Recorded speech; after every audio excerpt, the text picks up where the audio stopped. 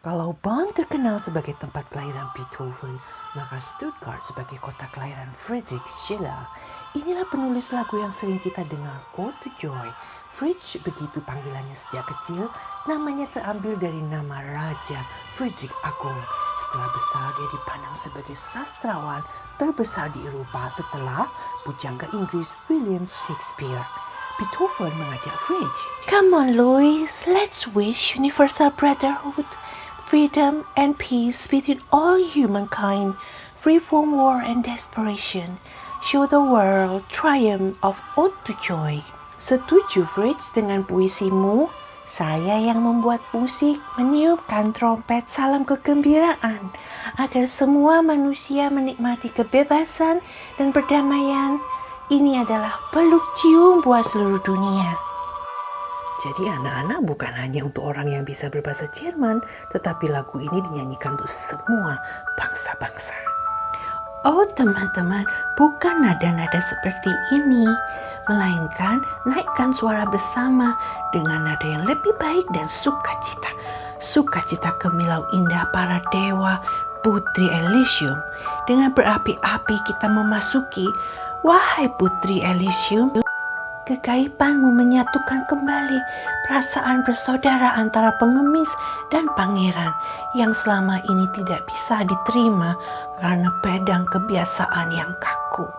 Karena naungan sayapmu yang lembut, barang siapa yang telah dilimpahi keberuntungan, seharusnya mereka berbagi kepada teman. Siapa-siapa yang memperoleh istri yang setia, gabungkanlah sorak-sorai kegembiraan.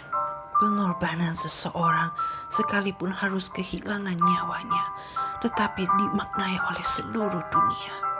Dan bagi orang yang tidak tahu prinsip ini, bagaimana mengorbankan diri untuk orang lain dan berbagi, biarlah dia pergi meninggalkan kumpulan orang-orang yang mau saling berpelukan. Semua yang baik, semua yang buruk mengikuti jejaknya yang bertabur. Ciuman dari sahabat yang setia sampai mati adalah berkat bagi kita. Dan minuman anggur, kenikmatan yang diberikan pada cacing. Kini malaikat berdiri di samping Tuhan, menyaksikan matahari bergegas melewati kejayaan surga. Begitulah saudaraku, cepatlah bergegas kembali pada jalanmu dengan penuh kegembiraan laksana seorang satria menuju kemenangan. Saling berpelukanlah wahai jutaan manusia dengan ciuman ini untuk seluruh dunia. Saudara-saudara di atas bintang, pastilah tinggal Bapa pengasih. Apakah kalian berlutut di hadapannya? Apakah engkau merasakan kehadiran Sang Pencipta, wahai dunia? Carilah dia di atas bintang-bintang.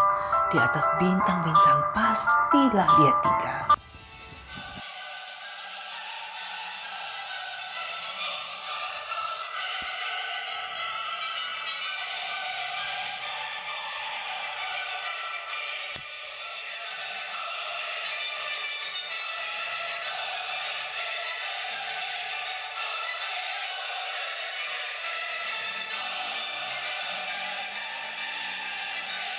Nah, bagi anak-anak yang ingin mendengar bahasa asli, lagu ini bisa belajar bahasa Jerman, seperti lagu yang memulai episode kelima ini.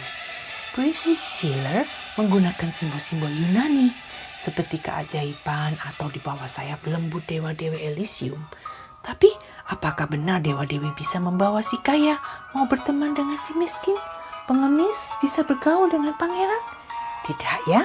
Hanya Allah yang kita percaya mengasihi umat manusia, itu yang bisa membuat kita bergegas untuk mau berpelukan dengan gembira seperti satria menuju kemenangan.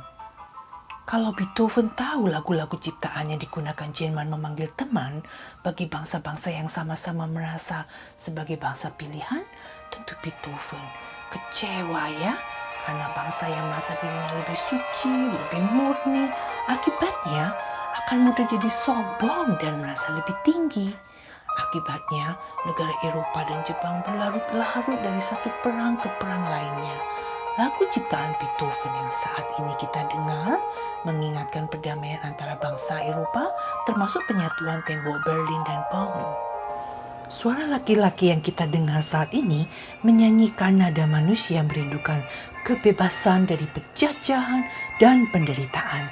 Semangat kemanusiaan dari karya Beethoven juga menjadi tradisi penutupan akhir tahun di Jepang.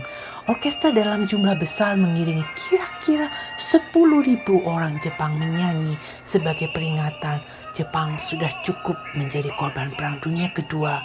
Jangan ada lagi perang dan kekerasan.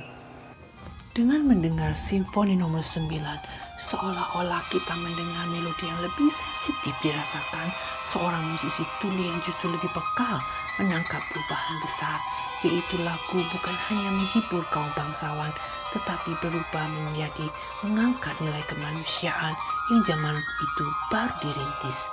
Beethoven menciptakan satu-satunya opera dengan judul Fidelio. Ceritanya bertema keberanian perempuan membebaskan tahanan perang. Setiap tahun diadakan festival untuk memperingati semangat Beethoven yang mengajarkan pesan yang melebihi zamannya. Tahun 1824 ketika Beethoven menjadi dirigen orkestra simfoninya, dia tidak menyadari bahwa orkestra sudah selesai dan penonton bertepuk tangan gegap-gempita menyambutnya.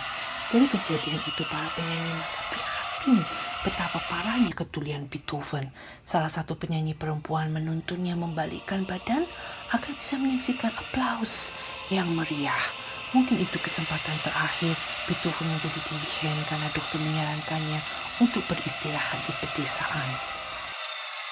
Nah, anak-anak bisa memperhatikan nada yang mana yang menunjukkan kesedihan, harapan, kebangkitan, semangat dari penderitaan. Melodi memiliki kekuatan untuk menunjukkan perasaanmu. Itulah sebabnya anak-anak perlu sensitif pada keadaan di sekitarmu yang memungkinkan kalian menciptakan gaya lagu kalian sendiri. Itulah pesan Miss Kiki mengakhiri episode kelima ini. Sampai jumpa dalam episode berikutnya. Jangan lupa untuk subscribe dan membunyikan lonceng di bawah ini ya.